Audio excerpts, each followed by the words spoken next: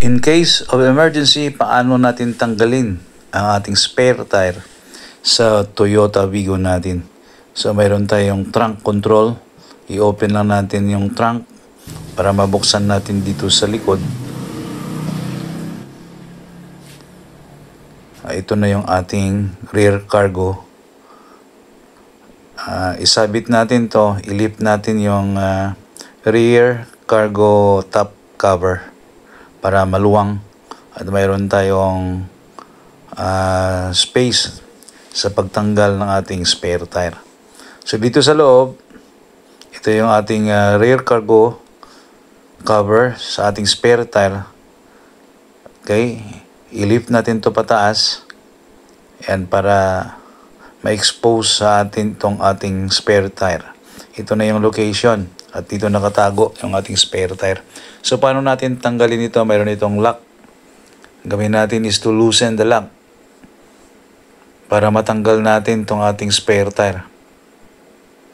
Yan, ito lang yung gagawin natin. Ayan, ito na yung ang lock ng ating spare tire.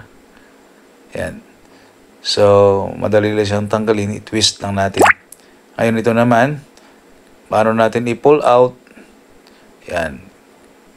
So, i-lift lang natin pataas para mailabas natin itong ating spare tire.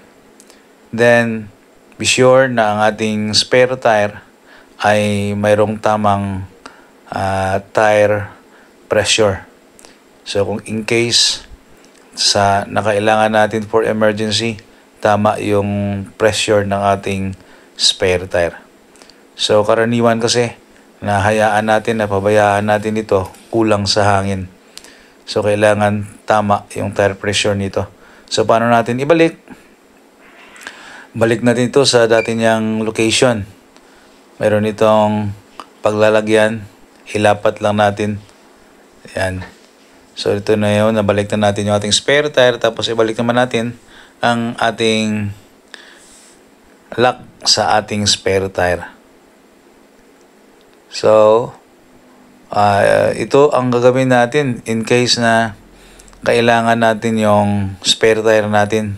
So, for emergency, ito yung mga madaling proseso kung paano tayo magtanggal at magbalik ng ating spare tire sa ating Toyota Vigo.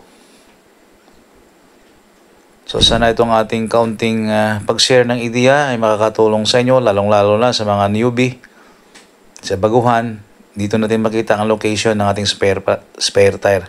So, thank you for watching. Inken DIY PH